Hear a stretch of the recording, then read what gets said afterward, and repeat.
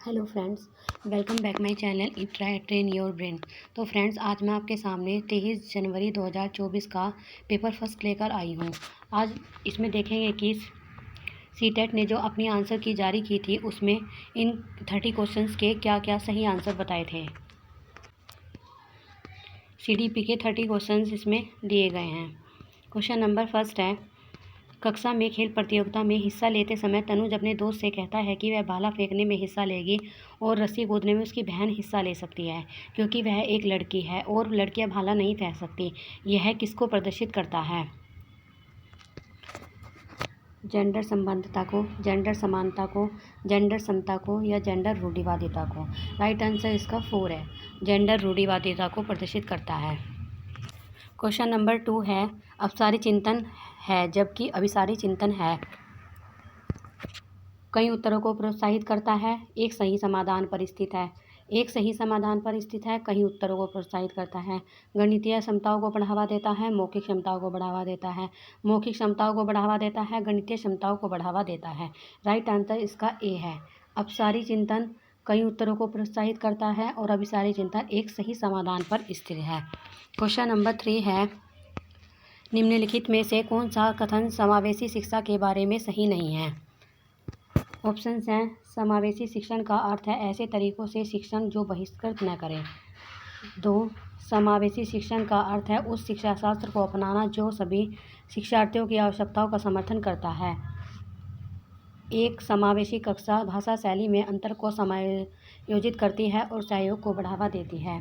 4 है, निश्चित पाठ्यक्रम और मानक मूल्यांकन के आसपास ही एक समावेशी कक्षा का केंद्र होता है। राइट आंसर होगा 4, निश्चित पाठ्यक्रम और मानक मूल्यांकन के आसपास ही एक समावेशी कक्षा का केंद्र होता है। यह बिल्कुल गलत दिया गया है।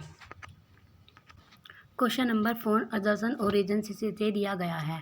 अजर्सन दिया गया है, शिक्षार्थी जो पहले से जानते हैं उनके आधार पर अपने ज्ञान का निर्माण करते हैं। कारण दिया गया है, पैटर्न ढूंढना और पिछले ज्ञान के साथ जुड़ाव बनाने से शिक्षार्थियों को जानकारी को सार्थक रूप से संसाधित करने में मदद मिलती है। ऑप्शंस हैं, ए और आर दोनों सही हैं। ए आर की सही व्याख्या करता है।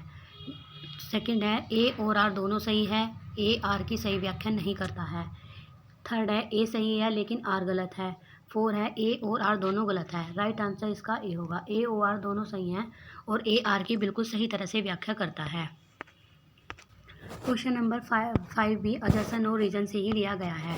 अजर्सन दिया गया है, बच्चे द्वारा बचपन अलग अलग संस्कृतियों में अलग अलग तरह से अनुभव किया जाता है। कारण दिया गया है, बच्चों का विकास सार्वभौमिक है। ऑप्शंस हैं, ए ओ आर दोनों सही हैं, ए आर की सही व्याख्या करता है। ए ओ आर दोनों सही हैं लेकिन ए आर की सही व्याख्या नहीं करता है। थर्ड है, ए सही है लेकिन आर गलत है। 4 है, ए ओ आर दोनों गलत है। इसका राइट आंसर होगा सेकंड, ए ओ आर दोनों सही हैं और ए आर की सही व्याख्या नहीं करता है। क्वेश्चन नंबर 6 अभिप्रेरणा से लिया गया है। क्वेश्चन है, अभिप्रेरण सिद्धांत के अनुसार निम्नलिखित में से किससे लगातार कोशिश और बेहतर प्रदर्शन की संभावना है? सफलता के लिए आंतरिक आरोपण और असफलता के लिए बाहरी आरोपण, सफलता के लिए बाहरी आरोपण और असफलता के लिए आंतरिक आरोपण, सफलता और असफलता दोनों के लिए आंतरिक आरोपण या सफलता और असफलता दोनों के लिए बाहरी आरोपण? राइट आंसर होगा 3, सफलता और असफलता दोनों के लिए ही आंतरिक आरोपण इसमें होता है।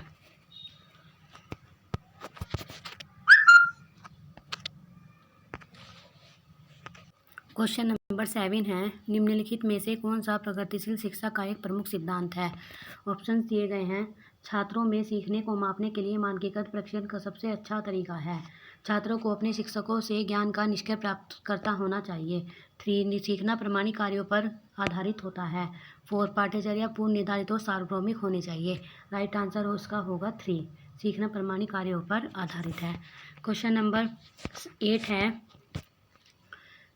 विकास के किस पहलू में तर्क, चिंतन और समस्या समाधान की व्याख्या की जाती है? सामाजिक विकास में, संज्ञानात्मक विकास में, नैतिक विकास में, गतिक विकास में? जीन पियाजे के अनुसार सभी तरह के तर्क, चिंतन, समस्या समाधान आदि सभी संज्ञानात्मक विकास में किए जाते हैं।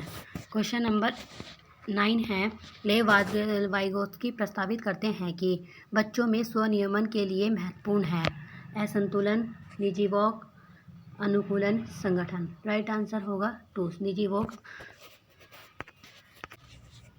क्वेश्चन नंबर 10 भी अजरसन और रीजन से दिया गया है। अजरसन दिया गया है, लोन्स कोलबर्ग के नैतिक विकास के सिद्धांत में बच्चे कार्यों को अपने उनके परिणाम के आधार पर अच्छा या बुरा समझने से इस समझ पर पहुंचते हैं कि नियम और कानून नम्य और बदले जा सकते हैं। कारण दिया गया है, लोरेंस कोलबर्ग का तर्क है कि नैतिक विकास का क्रमिक रूपों में चरणों में होता है। ऑप्शंस हैं, ए और आर दोनों सत्य हैं, ए आर ए की सही व्याख्या करता है। ए और आर दोनों सत्य हैं लेकिन आर ए की सही व्याख्या नहीं करता है। ए सत्य है लेकिन आर गलत है। ए और आर दोनों गलत हैं। इसका राइट आंसर होगा ए। ए और आर दोनों सत्य हैं और आर ए की सही व्याख्या करता है। क्वेश्चन नंबर 11 है, हार्वर्ड गार्डन ने बहुबुद्धि के सिद्धांत के अनुसार निम्नलिखित में से कौन सा सेट बुद्धि और उससे संबंधित विशेषताओं के सही मेल का प्रतिनिधित्व करता है। ऑप्शंस हैं, अंतर्व्यक्ति दूसरों को समझने और उनके साथ संबंध स्थापित करने के कौशल। सेकंड है, तार्किक, गणितीय, नृत्य या क्रीड़ा संबंधी क्षमताएं। थर्ड है, संगीतीय प्रदर्शन या रचना करने के कौशल। 4 है, स्थानीय प्रकृति वातावरण की सराहना। राइट आंसर होगा 3 संगीतीय प्रदर्शन या रचना के कौशल। क्वेश्चन नंबर 12 है, निम्नलिखित में से कौन सा कथन अधिगम के बारे में सही नहीं है। ऑप्शंस हैं, अधिगम शिक्षार्थी के पूर्ण ज्ञान पर निर्भर करता है। अधिगम का तात्पर्य पूर्व वैचारिक स्कीम्स के पुनर्गठन से है। 3 है, अधिगम सामाजिक क्रिया द्वारा संसाधित होती है। 4 है, अधिगम एक प्रक्रिया है परंतु उत्पाद नहीं। इसका राइट आंसर होगा 4 अधिगम एक प्रक्रिया है परंतु उत्पाद नहीं। क्वेश्चन नंबर 13 है, निम्नलिखित में से कौन सा कारण समस्या समाधान को बढ़ावा देता है। अपसारी चिंतन, कार्यात्मक स्थिरता, निष्क्रिय अनुसरण, प्रतिक्रिया सेट। राइट आंसर होगा ए अपसारी चिंतन। क्वेश्चन नंबर 14 है, कोलबर्ग के नैतिक विकास के चरण सिद्धांत के अनुसार किस स्तर पर बच्चे आत्मकेंद्रित होते हैं और किसी कार्य को करने में केवल अपना ही लाभ देखते हैं। ऑप्शंस हैं, पहले स्तर के पहले चरण में, पहले स्तर के दूसरे चरण में, दूसरे स्तर के तीसरे चरण में, तीसरे स्तर के 5वें चरण में।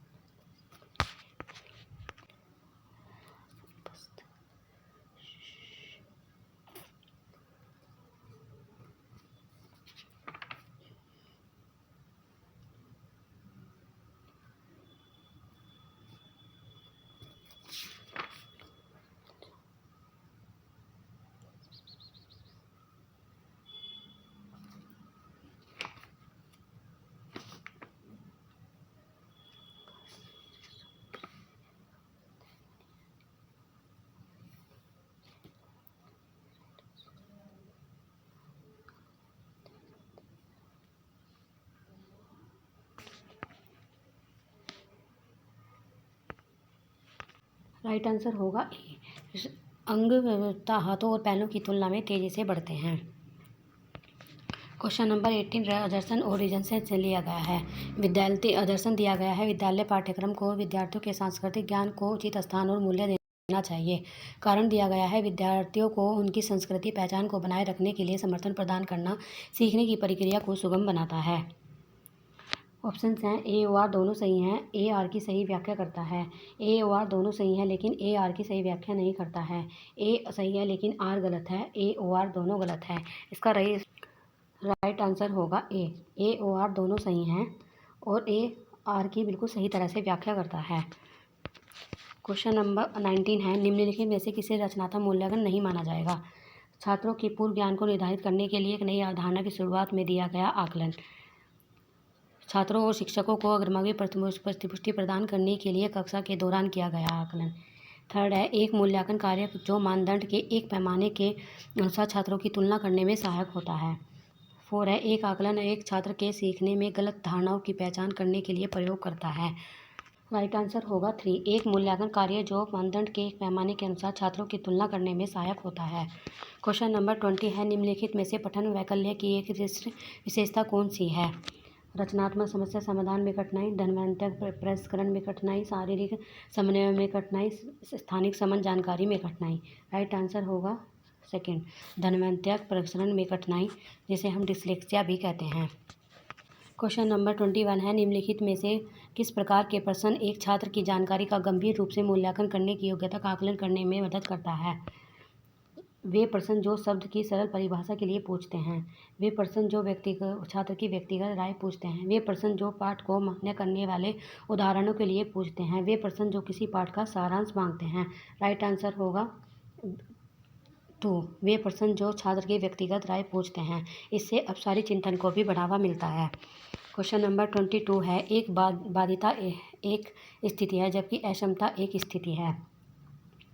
ऑप्शंस हैं जैविक कार्यात्मक जैविक, क्रियात्मक शारीरिक, सामाजिक मनोवैज्ञानिक। राइट आंसर होगा ए, जैविक और कार्यात्मक। CTET ने अपनी आंसर की में इसका आंसर यही बताया था। क्वेश्चन नंबर 23 है, निम्नलिखित में से कौन सा कथन संज्ञान और भावनाओं के बीच में के संबंध को उपयुक्त रूप से परिभाषित करता है? ऑप्शंस हैं संज्ञान और भावनाएं दोनों स्वतंत्र प्रणालियां हैं। सेकंड है, भावनाएं और संज्ञान आपस में एक दूसरे से पारस्परिक रूप से निर्भर करते हैं। थर्ड है, संज्ञान भावनाओं को प्रभावित करता है लेकिन इसका विपरीत सत्य नहीं है। 4 है, भावनाएं संज्ञान को प्रभावित करती हैं लेकिन इसका विपरीत सत्य नहीं है। इसका राइट आंसर होगा बी, सेकेंड, भावनाएं और संज्ञान आपस में एक दूसरे से पारस्परिक रूप से निर्भर होती हैं। क्वेश्चन नंबर 24 है, प्राथमिक कक्षाओं में भाषा का विकास किस प्रकार संसाधित होता है? जब शिक्षक अमूर्त अवधारणाओं को संदर्भित करने के लिए ठोस उदाहरणों का प्रयोग करते हैं, जब शिक्षक औपचारिक भाषा के प्रयोग पर जोर देते हैं और उसे लागू करते हैं, जब शिक्षक बच्चों की मातृभाषा की अवहेलना और उपेक्षा करते हैं, जब शिक्षक मूर्त वस्तुओं के बजाय संकेतों और प्रतीकों से शुरू करते हैं। इसका राइट आंसर होगा ए, जब शिक्षक अमूर्त अवधारणाओं को संदर्भित करने के लिए ठोस उदाहरणों का प्रयोग करते हैं तो प्राथमिक स्तर के बच्चे अधिक अच्छी तरह से सीख पाते हैं। क्वेश्चन नंबर 25 है, निम्नलिखित में से कौन आंतरिक अभिप्रेरणा का सही वर्णन करता है? अभिप्रेरणा जो बाहरी पुरस्कारों से आती है, अभिप्रेरणा जो कार्य के व्यक्तिगत आनंद से आती है, अभिप्रेरणा जो दूसरे के साथ प्रतिस्पर्धा से आती है, अभिप्रेरणा जो दंड के भय से आती है। राइट आंसर होगा बी, अभिप्रेरणा जो कार्य के व्यक्तिगत आनंद से आती है। क्वेश्चन नंबर 26 है, निम्नलिखित में से आलंबन के उदाहरण हैं। ऑप्शंस दिए गए हैं, बोलकर सोचो, संकेत, इशारे, प्रश्न, आधा हल किया हुआ प्रश्न, रटकर दोहराओ। इसमें से ये A1, A, B, C, D 4 चारों सही हैं, लेकिन इसमें E गलत दिया गया है। क्वेश्चन नंबर 27 है, विकास के क्रम में बच्चे सूक्ष्म पेशीय कौशल से पहले सकल पेशीय कौशल विकसित करते हैं। यह दर्शाता है कि विकास अराजक है, शीर्षगामी है, रेखीय है या समीप दूराभिमुख है। राइट आंसर होगा 4, समीप दूराभिमुख है। क्वेश्चन नंबर 28 है, जीन पियाजे के संज्ञानात्मक विकास के सिद्धांत के अनुसार निम्नलिखित में से कौन सी क्षमता पूर्व संज्ञानात्मक सोच को पूर्व क्रियात्मक सोच से अलग करती है? ऑप्शन दिए गए हैं, इंद्रियों का समन्वय, विकेंद्रण, परिकल्पित तार्किकता, वस्तु स्थायित्व। इसका राइट आंसर होगा विकेंद्रीकरण, डिसेंट्रेशन। यह एक ऐसी अवस्था है जो मूर्त संक्रियात्मक अवस्था को पूर्व संक्रियात्मक अवस्था से अलग करती है। क्वेश्चन नंबर 29 है, रस्सी कूदते समय पैर में रस्सी फंसने के कारण आउट होने के बाद अरु कहती है कि उसे रस्सी ने जानबूझकर आउट किया है। जीन पियाजे के संज्ञानात्मक विकास सिद्धांत की किस अवस्था में बच्चे इस तरह के तर्क देते हैं? ऑप्शन दिए गए हैं, मूर्त संक्रियात्मक अवस्था, औपचारिक संक्रियात्मक अवस्था, संवेदी चालक अवस्था, पूर्व चलन अवस्था। इसका राइट आंसर होगा 4, पूर्व चलन अवस्था में बच्चा ऐसा करता है, वैसे मेक बिलीव लगता है। क्वेश्चन नंबर 13 है, क्वेश्चन नंबर 30 और लास्ट क्वेश्चन है, सीखने के सामाजिक संरचनावादी विचार इस बात की वकालत करते हैं कि शिक्षार्थी दूसरों से निष्क्रिय रूप में ज्ञान प्राप्त करते हैं। शिक्षार्थी सक्रिय रूप से ज्ञान प्राप्त करते हैं। व्याख्यान देने और समझने से प्रभावी शिक्षण सक्रिय होता है। प्रत्याहार और दोहराव की चिंतन प्रक्रिया से प्रभावी शिक्षण होता है। राइट आंसर इसका होगा सेकंड। शिक्षार्थी सक्रिय रूप से ज्ञान का निर्माण करते हैं। तो फ्रेंड्स, मैंने आज आपके सामने ये 30 क्वेश्चंस सीटेट की आंसर की के अकॉर्डिंग डिस्कस किए हैं। इन क्वेश्चंस की प्रैक्टिस करके आपके आने वाले एग्ज़ाम में काफ़ी हेल्पफुल रहेंगे। आप इनकी प्रैक्टिस ज़रूर करिएगा और इस वीडियो को ज़रूर देखिएगा और शेयर करिएगा। Thank you friends.